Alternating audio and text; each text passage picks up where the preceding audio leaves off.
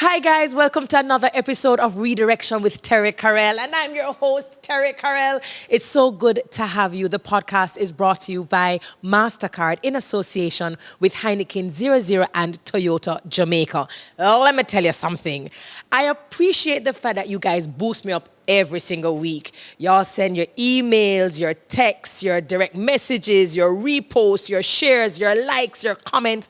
Thank you so very much. Keep it going. It definitely keeps me encouraged and it allows me to meet even more wonderful guests as we continue to build out the podcast. Now, again, for those of you who know people who are doing amazing work, who have a great redirection story, please visit Terri-Karelle.com. Send me an email and let me know who it is you think deserves to be nominated. And by the way, you can nominate yourself. You don't have to be a celebrity. You don't have to be a superstar. Just come with your truth and come with your story.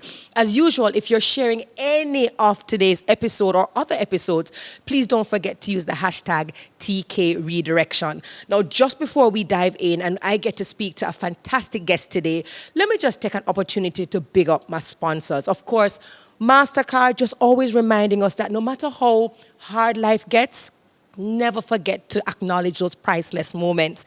Heineken 00 reminding us that, listen, no, you can in spite of. And Toyota Jamaica always believing in changing Jamaica one hybrid at a time. And I would know because I drive a hybrid. Thank you to Concepts. You know, last season we came in and we had like 4 cameras and a sliding shot, and now I come in and I say 5 cameras, I say a jib and a bag of excitement. Thank you so very much, Concepts, for always just taking the quality of production to another level. Thank you to Beauty Brands by MDS, kind of letting us know that even with our adversities, self-care is best. Self-care is important. Brescia, being purposeful and being prepared. Thank you so very much. Go Shore Courier, my courier of choice. You can order things like last minute and you can get your things within a week. I wouldn't recommend you to do that. Please don't go and stress them out, but definitely Go Shore Couriers is my courier of preference. Spaces, I can't tell you again, thank you so very much for creating this beautiful space that all of my guests, every time they come and they sit, they say that they feel like they're at home in the living room speaking with me. And First Heritage, right? First Heritage Cooperative Credit Union. Thank you so very much for coming on board and reminding us that even as we journey through life, just being fiscally responsible is a part of being more mature. And I have to do a big shout out to Tony Aiken, my one and only sign language interpreter, because inclusion matters on this particular podcast. So without my partners, none of this would be possible, and I just want to thank them so much. So the question after all of that is, who is coming up in the redirection seat?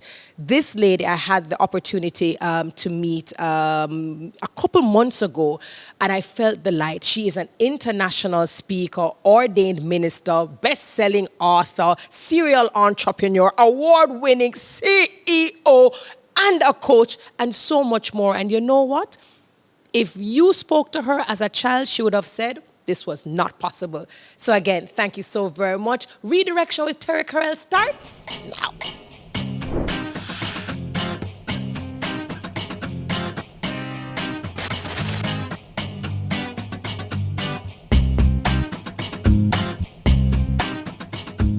Dr. Joan Wright-Good, you are absolutely beautiful. Welcome to the show. Thank you. Thank you for having me. No, you're welcome. You are international speaker, best-selling author, business coach, award-winning CEO, ordained minister of the gospel. When you hear all of these titles, all of these accomplishments, is this where you saw yourself years in the future? Absolutely not.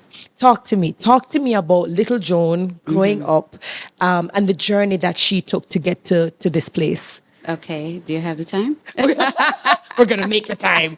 Well, so I was born in Almontown. I grew up in, so I always get the towns mixed up, right? So Almontown and Franklin Town, but I know I grew up in those areas. And at the age of 4, my mom was pregnant, and so she left me with a family member to go and have my brother. I was left to sleep, and I woke up and did not see anyone around. So I left the house and started looking for the Mommy, yeah. adults and ended up on the street in my underwear alone.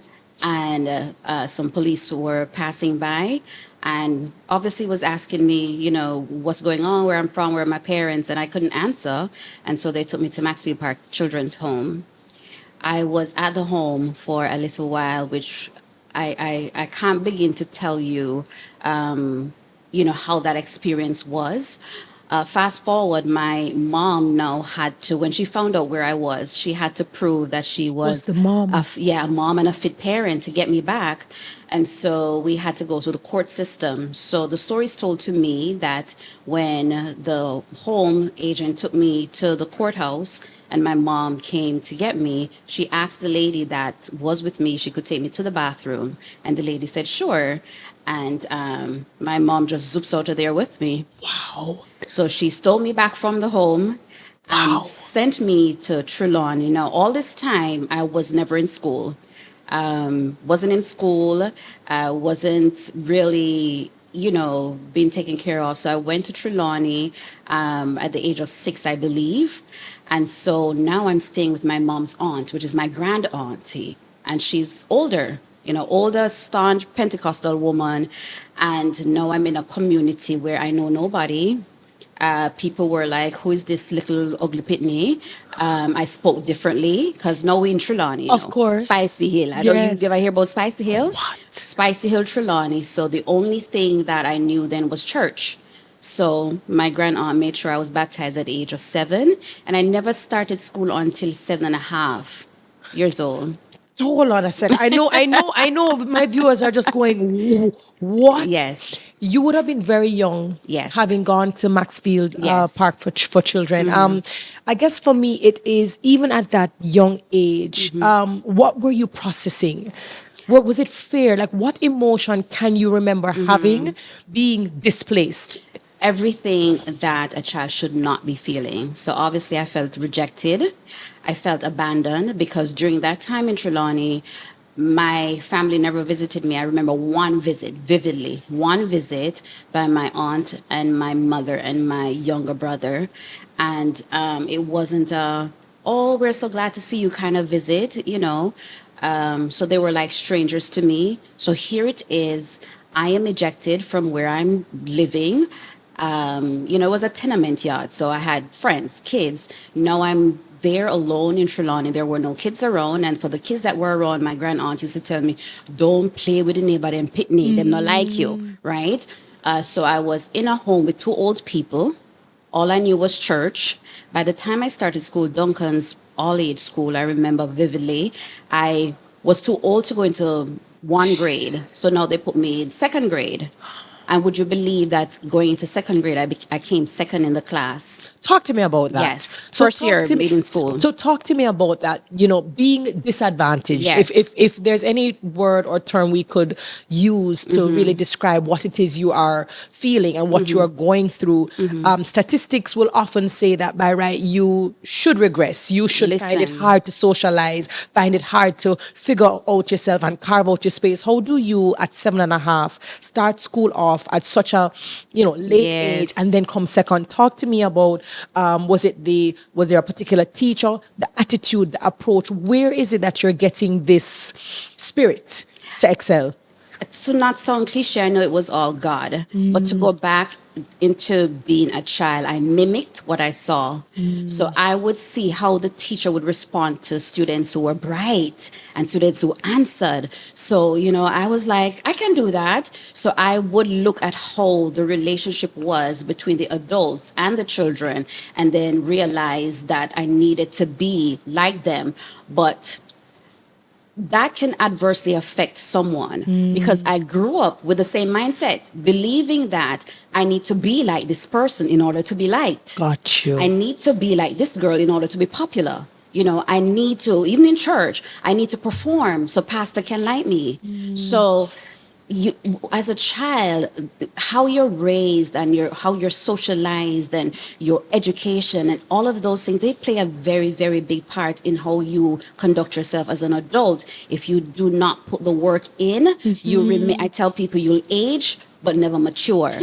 And so you get to 40, but you're still behaving like a 7-year-old, that 7-year-old child that never got the attention from parents, that never got the attention from teachers. So fast forward, I took that approach, and now because I'm excelling in school, now nobody not like this little black girl will come from, and I'm using terms that they use.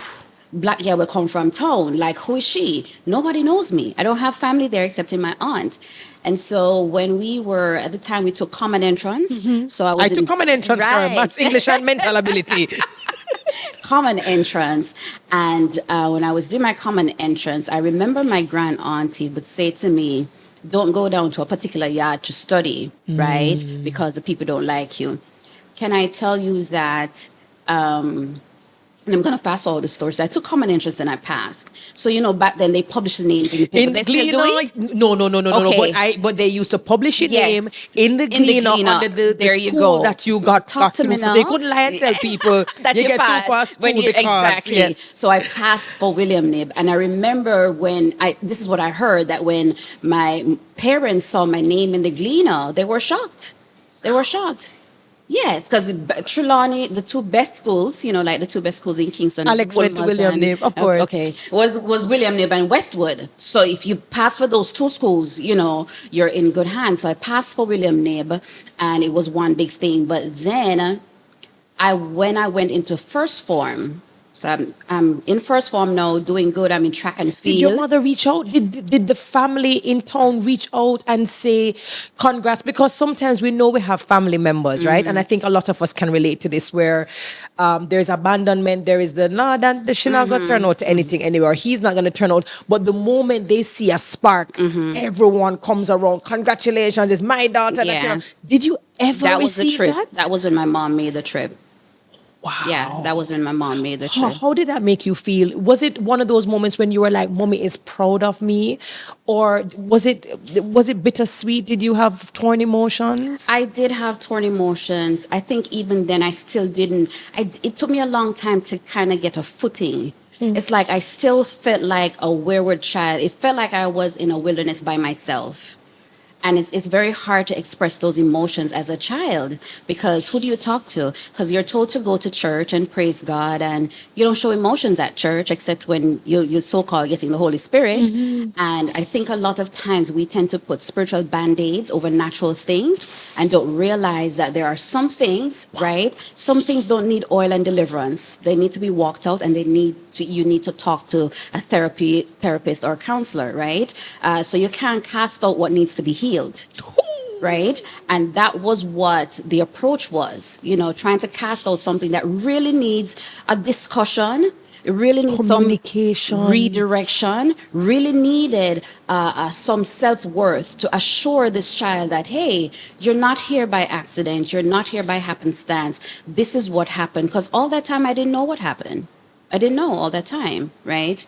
So I'm in first form, and there was how the school is set up, and Alex may remember this.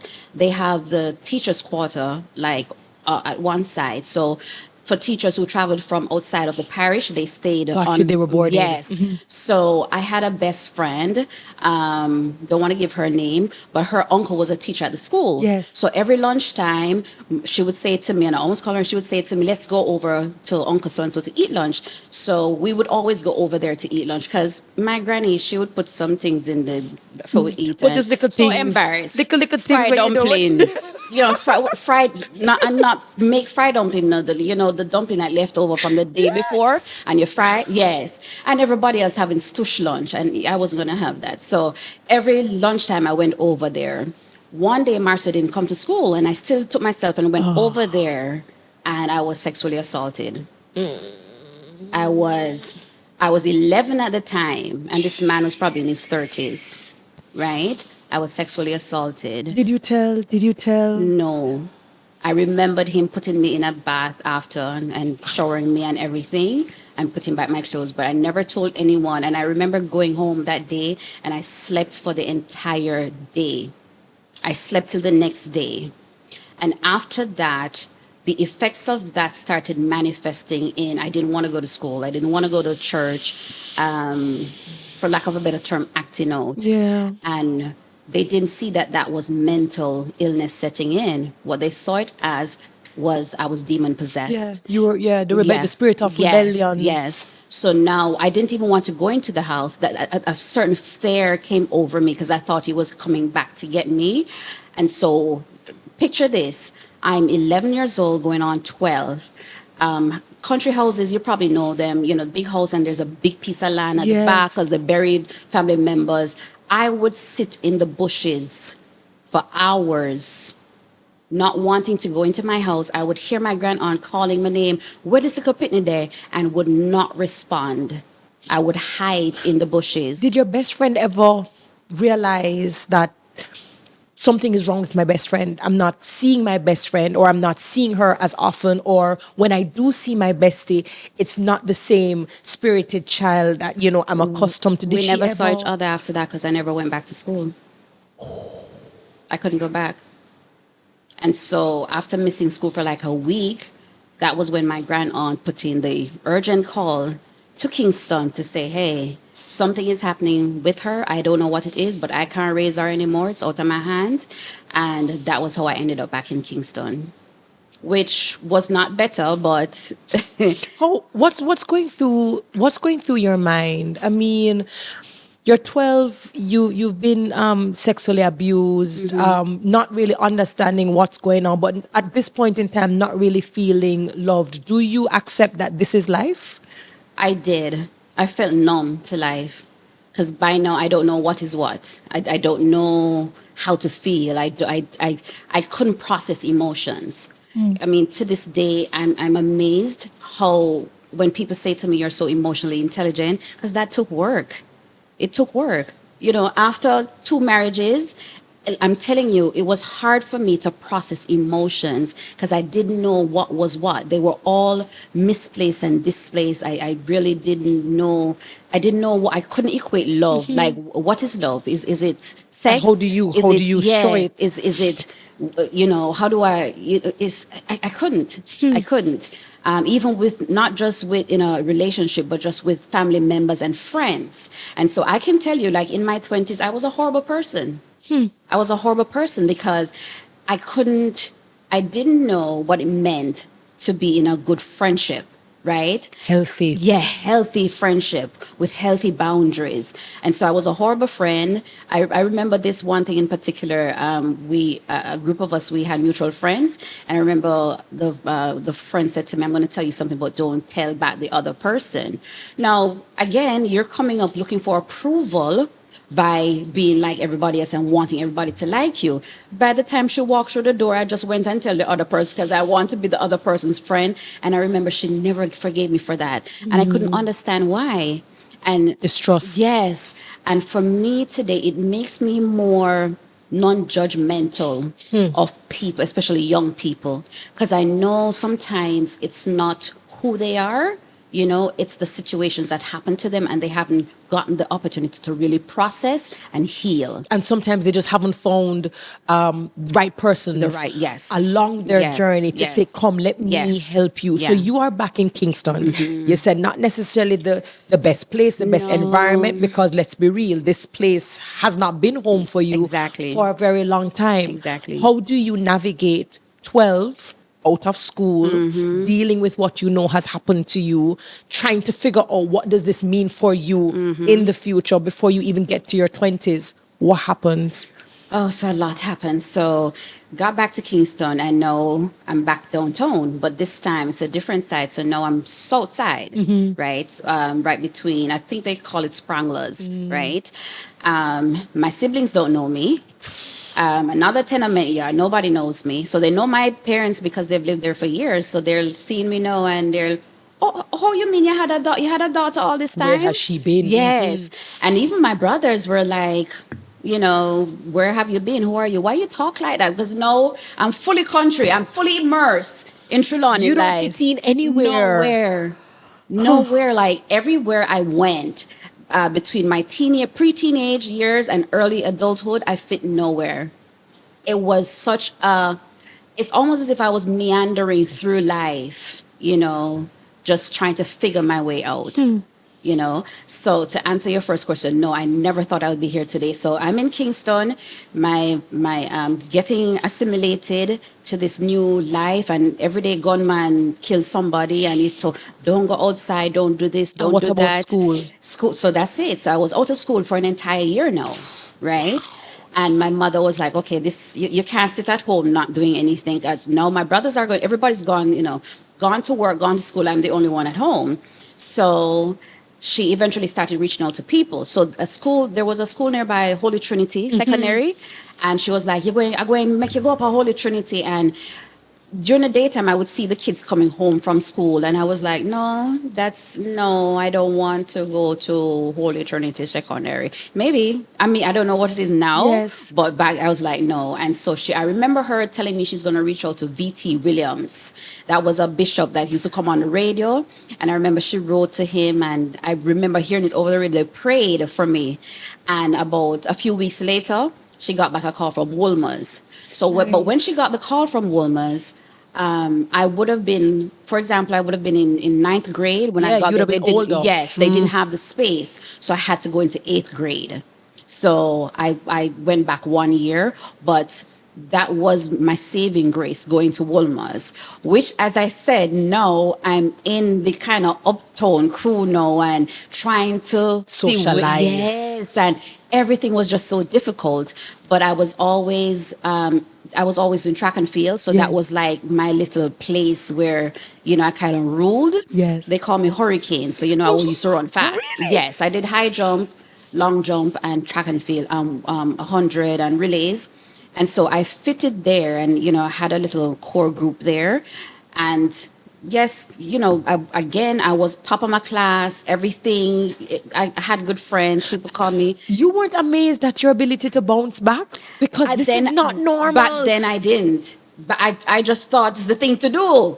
I thought you just get up back. It wasn't until I got older and people were saying you're so inspiring. Like even people know me, girls I graduated Resilient. with. Resilience. So now I'm doing CXCs in fifth form now, doing CXCs again, not knowing what love is, not knowing. I mean, everybody had them little boyfriend over the high school, and poor little me trying to see if any other boys. Nobody not look at me. You don't fit the bill. But then we had what they call like end of year fete or something like Yes. that at UE. Went there and met this guy, and you know all the love talk and love bombing and everything. Ended up getting pregnant. And you just didn't have the 1 guidance. month before graduation. 1 month before finishing my six. I actually started my six 1 month before. And Did mommy know? so she was in the Bahamas at the time, I think, because she traveled and work. So I was home with just my brothers and my stepfather. So I didn't know. I mean, I was young and dumb because it's not like I was out there, you know. I wasn't for the streets. I was young and dumb. Didn't even know I was pregnant. I just started breaking out, and somebody said, "Go up to the clinic. May they give you something?" So I went to the clinic, and the lady said, "I want you to pee in this cup." So pee in the cup, and she came back and she said to me, "You're breaking out because you're pregnant." I was like, "Huh?" Like I felt like the ground opened up. I'm like, what am I going to do now? And so when I went and told my stepsister, and like an idiot, I said, don't tell Tell anybody. anybody. As if it's not something coming. And by the time I turn around, she told her father, because that was her father, and told some other family members. And that was something else. Like that wasn't you remember you talk about family members coming together and celebrate?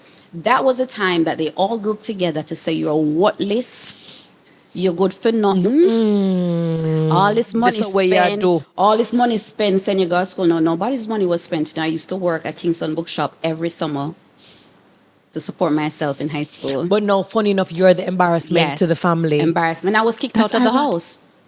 But you would have been, if you were I doing was 60s, you would 17. have I was 17. I was kicked out of the house. to go where? I don't know. So that's how I ended up started walking the streets of Kingston, pregnant with a backpack, having nowhere to go. Did the young man who, of course, you would have thought you were in love with, did he ever know what was going At on? first, I didn't tell him because, like I tell you, I was shell shocked. I didn't know. I didn't know how to process. So here again, I found myself in a place disenchanted. I mean, I was ready to give up on life. Really, I was, because I was like, if this is life, I don't want it. And what do you do? So I started walking on East Queen Street and just walking.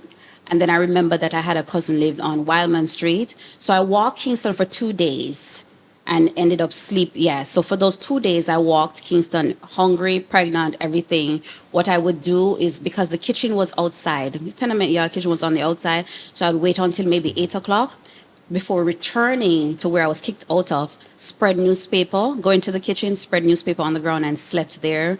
Woke up early in the morning, like And you'd five. leave before Yes, everybody before woke up. everybody woke up and started walking again. Until I remember that I had a cousin lived on Wildman Street. And I went and knocked her up and told her, and she said, okay, she lived in a 1 bedroom house. Not 1 bedroom with bathroom, just one, everything in there, the stove, everything in the one, yes. And she said And yes. yes, and she was married, so I had to sleep on the floor. And I slept. I was by my cousin for maybe 2 months. And I remember when my father came, he came to visit me, or the person who I thought was my father, which is another story. And he called me out, and I went to the gate, and he said, "Oh, Mayor, say I breed a man you want," to my face. Knocked me out. Yeah, What? yeah, So you're okay. So you are trying to figure out life. You've made this mistake, which happens to so many, Yeah. especially when you don't have mentors, you don't have community leaders, you don't have people saying, "No, listen, this is the road you need to Yeah. stay on." So you make a mistake. Yeah. Family doesn't rally. They kick you out. Yeah. You're even more vulnerable as a single female, now pregnant. yeah. Your CXEs disrupted. Everything. And now you've moved from sexual abuse to now this is physical abuse, Yes. domestic abuse. Yeah. How do you even reconcile with that? So I remember someone telling me about the Women's Center, right?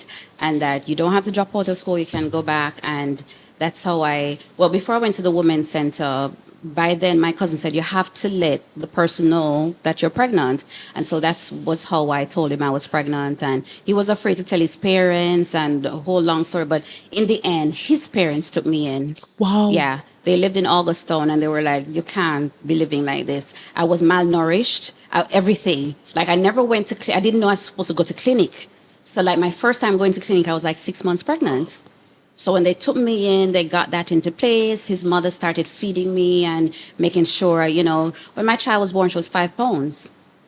I remember people asking me if she was a preemie because, I wasn't eating. You were not of good health. No. I think what is interesting is that a lot of the times help comes from the strangest places, strangest and the most places. unexpected Yes. places. Yes. I was worried even while you were telling your story that maybe the boy would have rejected you, No. and by extension his family would have No. rejected you, because that is Yeah, that's very how it typical usually happens, story. yeah. So to hear that they would honor the situation because Yeah. they understood that you would have been a victim of circumstances, Yes. I think is actually quite honorable. Quite honorable.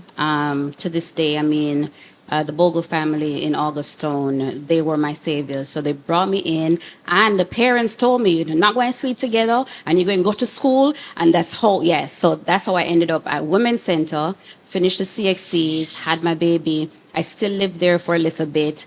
But again, it's not like we were like really boyfriend and girlfriend kind of thing, So I still have other girlfriends. And I had to live through that. I had to face that, girls wanting to fight me and all. It was a crazy time. It was really, really a crazy time. But I knew then, I think from early, I realized that education would be my saving grace. And so after I did Women's Center, got a couple of CXCs, I started doing I started doing the, what you call it, continual studies at UE. And so that was on South Camp Road. Did a couple of those, passed them with flying colors, and then applied to do the degree.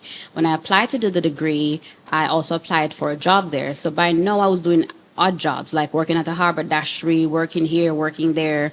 And So you still managed to be ambitious, though. I was very ambitious because I was like, this is not going to stop me. But the funny thing is, I wasn't doing it. You know how some people say, I'm going to prove them wrong? That wasn't my mindset. My mindset was, I need to get myself out of this. Like every time I found myself in a place, I was like, I have to get myself out of this.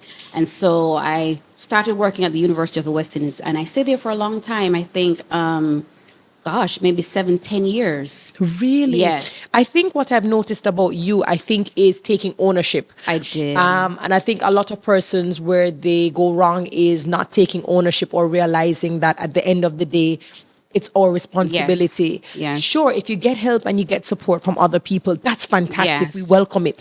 But unless we take ownership of our circumstances and our role and responsibility, you kind of just leave yourself Yes. to kind of go Yes. wherever the wind is taking you. Right. And so for you to be able to say, well, this is where I am at, but I don't plan on staying No. here. And if this means I need to work harder, do odd jobs, not be the hot gal, Yeah. not be the most popular, but just Right. do what I need to do in Yeah. order to move from point A to point B. I think that is actually quite commendable, considering, you. again, you would have been young. Yeah. You would have now been a mother.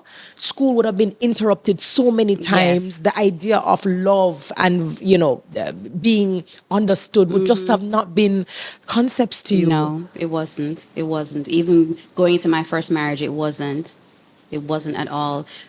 So that relationship with my child's father was abusive. I left. I had to leave, so I left Augustone and moved in with a family member and was trying to work out childcare and all of that until I was at UE1. I remember I told you I was a horrible person in my 20s. Yeah, you did. I was mean. I was, don't talk to me. Because, again, those were outbursts of what I hadn't dealt with, So I was at work one day and this lady came in. I consider her my angel. Her name was Marcel Thorpe. Never saw her after, never met her before. I was at the library and she came in and she wanted something and I was being very mean and nasty. My customer service was horrible. And that lady simply looked at me and she said, "What is wrong with you?" And I mean, this is a woman probably in her 50s. I remember her being very mature. I said, "Nothing is wrong with me. What's wrong with you?" With a whole face to go with it. And she said, "I want to talk to you." Now, all this time I hadn't dealt with the hurt. I was just, it's like putting on layers. Band-Aids, the Band-Aids. Putting layers and layers and layers on top of, I hadn't dealt with anything. And somehow I complied. So she took me to one of the classrooms, one of the empty classrooms, and she said to me, "Talk to me. What's going on with you?" And it was like, remember this woman is a stranger, But you've never been asked. Exactly. I have never been asked, "How do you feel?" How are you doing? Never. And I was the one who was always making sure people are okay because I had to raise my younger sister. I was the oldest, so I took care of my brothers. I did all the chores before going to school because if I didn't do them, my mother would threaten me that she would go and bring the chimney, come up to Wolmer's for me to empty it in the toilet if I leave the chimney because we use chimney. Again, no bathroom. Yes. So here this woman comes and she says, asked me, "Talk to me." Yes, what's going on with you? And I remember just started bawling like snot, bawling and just explaining to her that I feel worthless, Empty. I feel empty, I feel abandoned, I feel unloved, I feel ugly. I was just going through everything from childhood all the way to where I was. And that woman, she ministered into me. And she said, "You are a child of God, but you strayed." And I said, "Yes, yes." And she prayed with me. And I remember saying after she prayed, people always invite you to their church. Yes. She never did that. She said, "What I want you to do is on Sunday, I want you to find a Bible-believing church. And I want you to plant yourself there and never leave." And I lived in Havendale at the time, and I was looking for churches. And I remember the first church I saw was Church on the Rock. And at the time, they didn't have the big sanctuary, they had the little one. And I remember going to that church and sitting in the back and was ministered onto by Pastor Denver, God rest her soul. And that was a changing point for me. I recommitted my life to Christ. Amen. I rebaptized. I still had very bad moments, couldn't meet. I remember one time in particular, I owed rent and I couldn't meet my rent. And Pastor David Keene called me up to the front and I'm like, Lord, this embarrassment, no. And he had everybody to give an offering. And I remember so many people were throwing monies. He had to ask one of the ushers to bring a scandal bag. And they put the money in the scandal bag and I was able to pay 3 months of rent. But listen to this blessing. When I went home and I was giving my landlord the money, it was an older man, Mr. Merrick Robinson. He said to me, then darling, all you have to do is tell me so you never get paid. It's all right. What I'm going to do is keep the money. I'm going to give you the next 2 months free. And so I got 2 months free and I still had the money to pay the 3 months. Don't play with God. And listen, Don't play with God. I think that was recent after I recommitted my life. I think God was showing me that I never left. Even when you leave, I never leave. And he was also showing you that you are worthy. Yes. Because I think even as Christians, we're not expected to be perfect. And I think we guilt ourselves a lot when we stray or when we don't do what we think is supposed to be done. And then we don't think we're worthy of the forgiveness, that we're worthy of the grace and the favor. And the fact that, and it was also your spirit of obedience. Let us not overlook the point where the woman said, find a church. But you could have said, woman, you can say anything you want to say. Because I Thank woke you up the for Sunday this. morning and felt tired. I never had a ride. I never have money to pay a taxi. I mean, there were so many things that was telling me don't go, but I still went. But there must have been a turning point. And the turning point, because I mean, at the beginning, of course, I said you were an award-winning CEO. You own multiple businesses. I know that you were acknowledged by Obama. Yes. In 2016. And I'm just like, walk me through this. Yes. Not being able to pay rent, not being able to step into even your role as mother because you were never mothered. No. To know this, like, what happened? So, what did you learn? What did you do? What did you stop doing in order to step into who you have become? Those are great questions. So I had gotten married and that marriage was abusive as well. Again, I don't know how to choose because I was never shown. So I kept choosing wrong people. So the marriage was abusive and I realized that I had to be out of that. So on the 7th year mark, I divorced and I did the unexpected. So back then, people don't write about them, like, especially if you're in the church, because what happened in the church is like Vegas, stay in the church. Quiet. So I decided to write a book about my story and about my life, and that was a turning point for me. Really? Tell us about the name. Tell us the name of the book. The book is called From Brokenness to Victory, The Price of My Breakthrough. During that time, I remember talking to a minister and she would minister to me and kind of walk me through the steps of deliverance. So I was coming into a better place, right? And I remember when I wrote that book, I was writing like I was writing my diary. Like one weekend, I just poured in and that was it, right?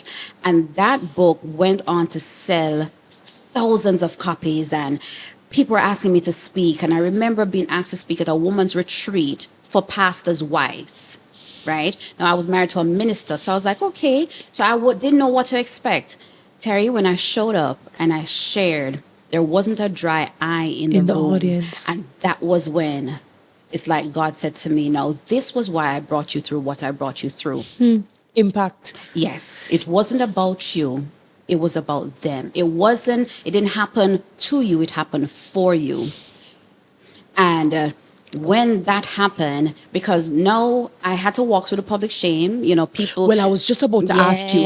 So whenever it comes to memoirs, whenever it comes to sharing the ugly parts of us or the ugly truths of us, and sometimes even sharing our truths exposes the ugliness in other people, it is a burden. Yes. It is a huge responsibility. And a lot of the time it comes with embarrassment. It comes with shame. Even if you are not feeling the shame, people put that shame on you and they want to remind you that you are the person you used to be. How did you navigate that? All of that happened. The shame, the embarrassment, walking into crowds and hearing people talking about you. and then turning your back so they don't see that you're there. Having friends turn away because they don't know who to believe and which side to take. Just it was, when I tell you that time, it was such a dark place, and I had to walk it alone. You were at my event and you hear me talk about Pastor Diane. That woman opened up her home, opened up her heart, her and Pastor Franz, and they said to me, we don't even care what happened. We don't need to know details, just know we're here. And they were very instrumental in my journey. But I remember going from here to just down here. Having to stay at my hairdresser's house because no, you're divorced, yes, and the court system, the court said, okay, so you weren't his manager, you were a wife doing your wifely duties, so you don't deserve any money. Or I mean, I was the head cook and bottle washer of the business because we had started a business together. So I mean, I just went to rock bottom. How does it affect your ego? Having achieved, having accomplished, having seen what you could do, what was within you, and now being, as we would say, humble. Yes. You've now been pushed back down the rung of the ladder. How did that impact your ego and even your steps to becoming? So, ego-wise, it was very hard for me. But after walking through the steps, I know it had to happen. God had to humble me because I was giving other people and myself the glory and not him. And one thing I know about God, he will strip you of your image so his image can be seen in you. And Christ's image was not being seen in me. So I was stripped all the way down. Back then I didn't even have a name. It's so-and-so wife that, and so going to sleep on my hairdresser's floor, having to send my children to my mom, just doing everything to survive and still holding up my head so people don't think that I'm crumbling, but I was crumbling. Like I went down to like maybe 85, 90 pounds. People were talking about me, how I look bad. How did that impact you as a mother, considering what you had experienced as a daughter? A mommy who was here, there, everywhere, but just not there for you. How did it affect you in terms of your way of mothering, your way of parenting, and trying to protect them so that they didn't feel the way you felt growing up? It made me a better mom. Because if you ask my kids, until my kids are told the full story, they'll tell you, we did know mom went through all of this. Because I made sure to shield them from everything. So when I was hungry, they wouldn't know because I'm making sure that they eat. When I was going through trauma, they knew some of it because they witnessed some of it, but they didn't know the extent. Because I would make sure Auntie Alice or somebody come get the kids. I would tell him, oh, I'm sending you away to stay with your grandma for the summer. But it's not because I have money to send them to foreign. It's because I don't want them to have to walk through what I'm walking through. So I was very protective. I was actually overprotective of my kids. My oldest can tell you that. So I became a better mom because I never wanted them to walk through what I had to go through. I didn't want that. And so I think my girls actually saved me. Yeah. They were part of the whole dynamic ecosystem that was created to cushion me from the blows of what I went through. But it was very humbling, and I thank God for the humbling, because if I wasn't humbled, then I wouldn't be able to achieve all that I've achieved and not have a big head. Because sometimes when I look back, and sometimes I don't remember the accolades, I have to really say, oh, but they get this award, Lord Jesus. It's like you understand the assignment. You know that you're at the end of the day, it's not what you've achieved, it's not what you've accomplished, it's what will God say about you. What will heaven say? Is heaven going to say well done? Yeah. Because if everybody say well done and heaven don't say well done, you haven't achieved anything. So let me ask you this. You now use your platform, your voice, as a coach, as a businesswoman, as a CEO. You use your voice to empower, to instill wholeness. Yes. In people on their walk, on their journey. Did you ever feel imposter syndrome, as in, who am I to be able to tell people that they can be whole? Never. Beautiful. Never. How did you get to that point? When I was in my 20s and my 30s, yes. But let me tell you, the cliche is true. They say once you touch 40, listen, it's like you grow wings. I've never gone into a room and feel like I don't belong there, even if I don't. I feel like I am the light bearer. I am the light in the darkness. I am that hill. I'm that light on the city hill. on the hill. Wherever I go, I'm carrying Christ with me. So like it or not, I'm going to represent. So now I help women in particular to understand that, listen, wholeness is a must. It is no matter how much money you have, how long you've been married, because a lot of people count the years, but not the marriage itself. The years don't matter, right? What are you representing? Are you two healed people? And if you're not, are you healing together? And are you making the intention to heal? Thank you. It has to be intentional. So now I help women to understand that you can be whole without all the accolades. That's not what makes you whole. Because I find that in our community, people go after accolades and titles and who know who, and there Positions. is, yes, and they feel that will make them I don't know, somehow worthy or be seen, and at the end of the day they realize that they're empty. And this is not a good I felt that and it's not a good feeling. So it's all about where your heart is. The Bible talks about where your heart is. That's where your treasure is, right? Your treasure should really be, where is your heart? Does God have your heart? Once God have your heart, you can have anything. That's it. And you can have anything. So this is why, I think I have it on my website. People say, can you be righteous and rich? Yes. Abraham was. Well, I know you speak about Jacob, but you speak about Abraham. Joseph was. Hello. They all were. So Job was. It's how it's your wealth, because the Bible talks about the love of money, not money itself. If you exalt these things above God, then that's where the problem is. But you can't, there's no work in heaven. There's no business in heaven. You can't, all of this you can't. So now is the time to do it. Absolutely. You spoke about being married twice. Yes. You spoke about the first one Yes. being, just not being in your favor, Yes. being abusive, you taking the decision to save yourself Yes. and your family, Yes. and to remove yourself from an abusive situation. Yes. Going into love again. And of course, there are always other viewers who have been through divorces, Yes. bitter, nasty, dirty divorces, who feel like true love can't be found.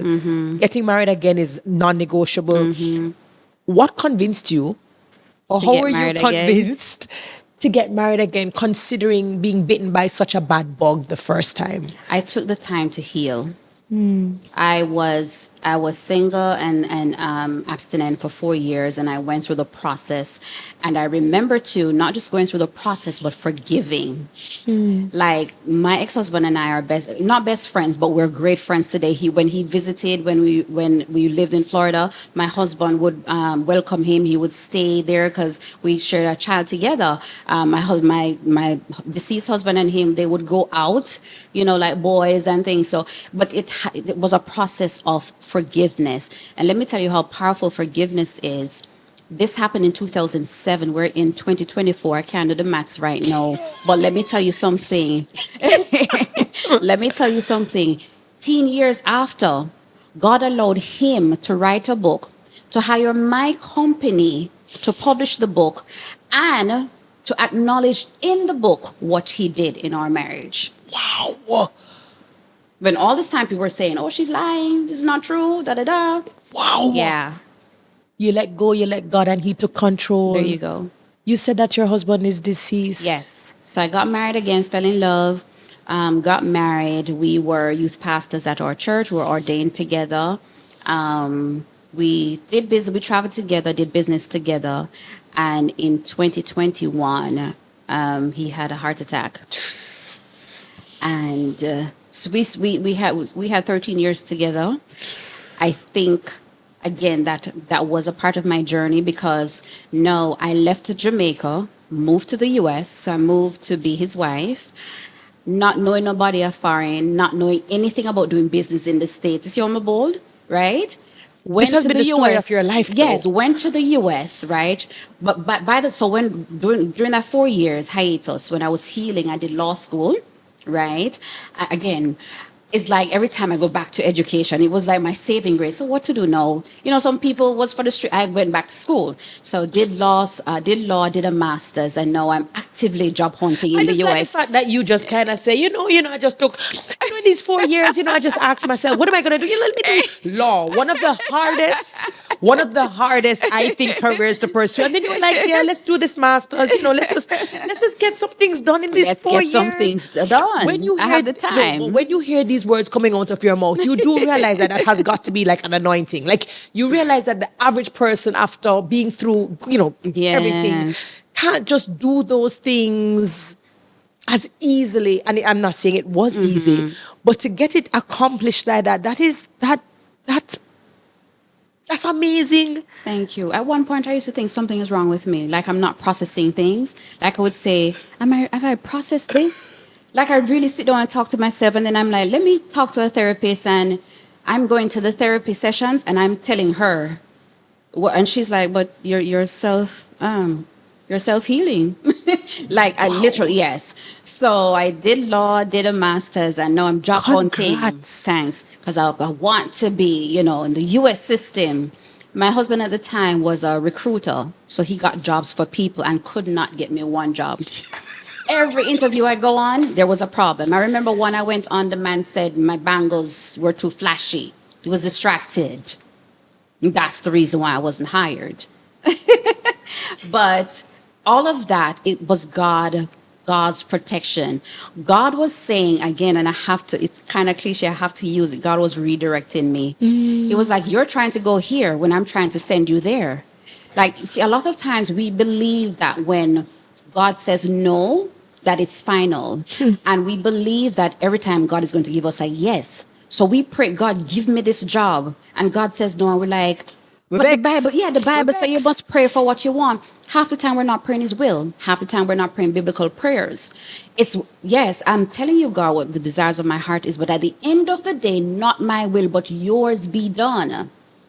So I'm here looking for jobs, not knowing that God wants me to start my own business. So after about 10 rejections, and by now I'm used to rejections. They say, yep, another one.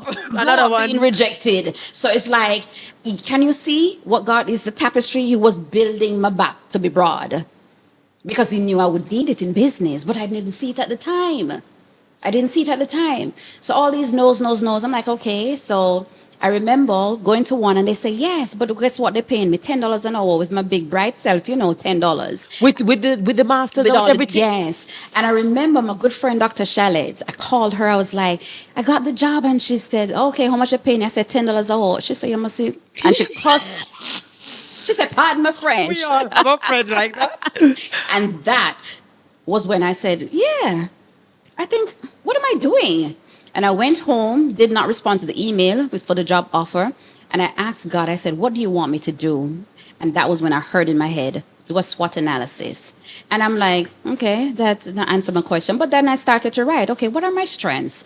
Write down all my strengths. I'm like, when I was in Jamaica, I was running business, managing people, doing PR, getting people on TV, doing all of this. I work with careers in the marketing department, in the legal department. I remember the first time I worked with Raquel Nevins. She said she's never had anyone. And different industries, so you have experience. God was crushing everything.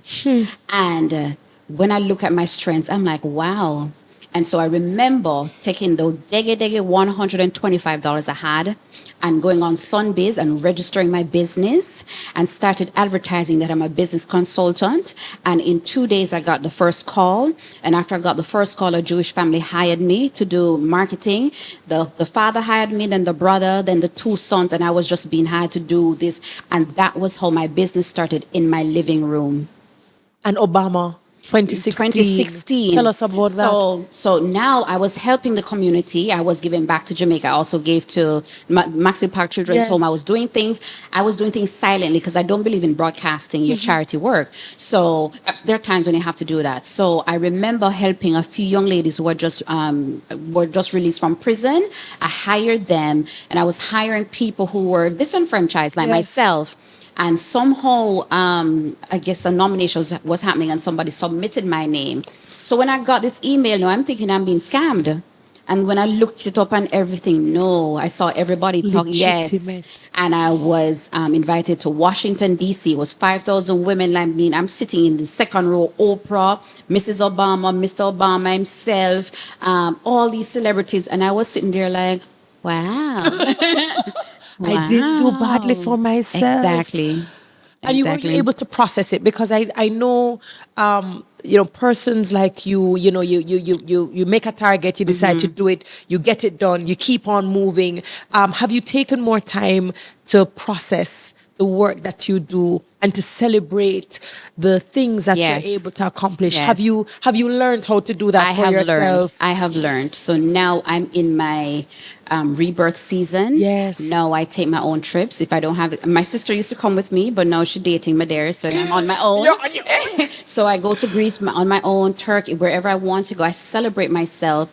I celebrate myself by buying things too. I remember when I had a big birthday, I was like, you know what? I need another truck. I just go and got myself a G-Wagon, just different things that I wasn't able to do. And when I look back, I'm like, my God, I didn't realize that I'm now living the life that I prayed for. And I was expecting it to happen immediately. And without compromise. Yes. I think that's probably the most Yes. important part. But I realized after I stopped looking for the things, then the things started coming. Wait, so you stop looking for the Yes. things and the things started Yes, coming and yes. looking for you. I have Yes. 3 very quick questions. Which character in the Bible do you think most reminds you of yourself? Ruth. Ruth. Yes. Why? Because I liked when she said to Naomi, don't ask me to leave you, or don't ask me to stop serving your God. Wherever you go, I'll go. Your God will be my God and your people my people. That's my heart in terms of loss, because she had lost her husband. I always want to be on the side of God. I go with people who are going with God. Don't leave me. I want to be entreated by Holy Spirit. You want to go wherever He is wherever present. He is. David asked a question, where can you go? Where if you put your bed in hell, He's there. And so I love Ruth. Ruth. Yeah. She's a favorite of a lot of women, actually. Really? You've been through a lot. Yes. And I know that what you've done is you've kind of given us a contracted Yes. version. But even then, we have these priceless moments. What do you think is one of those priceless moments that no matter what part of your journey or your story you tell, you go, this one, when I close my eyes, is easily one of the most priceless ones I can remember? I think I would say there are many. I think the fact that my girls turned out to be good, productive citizens would be one of my most grateful moments. That's beautiful. Yes. That's beautiful. Yes. And for you, in your words, redirection. Yes. You mentioned it a lot of times. You were redirected Yes. as a child. You were redirected as a teen. You were redirected as an older young professional. You were redirected as a wife, as a mother. What is your definition of redirection? For me, redirection is understanding that purpose is not a destination, it's a journey. And so just like when you're going somewhere, and if a flagman stop you to say the road has changed, you don't get upset. You redirect. Because again, it's not a destination, it's a journey. And with journeys, they'll take you up, they'll take you down, they'll take you sideways. But at the end of the day, do you understand that purpose is God's will for you? When you understand that, you'll understand that when you're being redirected, it's God protecting you for such a time as this. Dr. Joan Wright-Good. I mean, with a name like Wright and Good, how could it not turn out to be this way? I think one of my key takeaways from you is learning how to deal with yourself with grace, and how to deal with others with grace. Yes. It must have taken you a very long time to figure these things out, but to not carry bitterness and hatred in your heart for people who might have been victims of their own circumstances, but instead deciding that you would self-actualize and learn from your mistakes without holding those mistakes against yourself, and to allow yourself to grow in spite off. Yes. I think is one of my biggest takeaways from you, and just the humility that you sit here understanding that you've received so many accolades, but without being a servant leader, then none of that really truly matters. Right. That if you aren't being a good person and dealing with people in a just and right way, then it really negates all of the accolades Yes. and the positions. I'm grateful that our paths had crossed. Yes. You invited me to speak at Yes. the Millionaire CEO a conference as your keynote speaker, and your light was everywhere. So I thank you for all the work that you do. Just remind my viewers, where can we find you in terms of your website? How can we find you? So my social media handle is Joan Wright-Good, my full name. My business website is Lux Core Consulting. So we help people to start businesses, to market, to brand, all of that good stuff, to get them on global platforms. And then my publishing company is JWGPublishingHouse.com. So writing a book, connect with us. We love a game changer.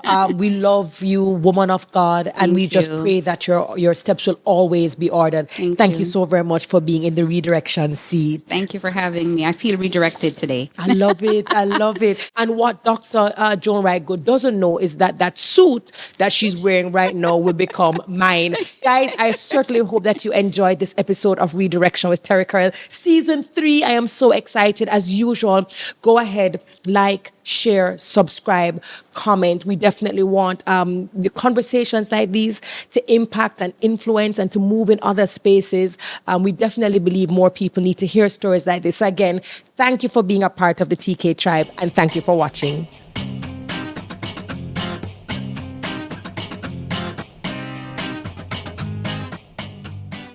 Thank you to our partners, MasterCard, Heineken 00, Toyota Jamaica, Commercial Concepts, Spaces Jamaica, FHC Credit Union, Beauty Brands by MDS, Go Shore Couriers, and Brescia.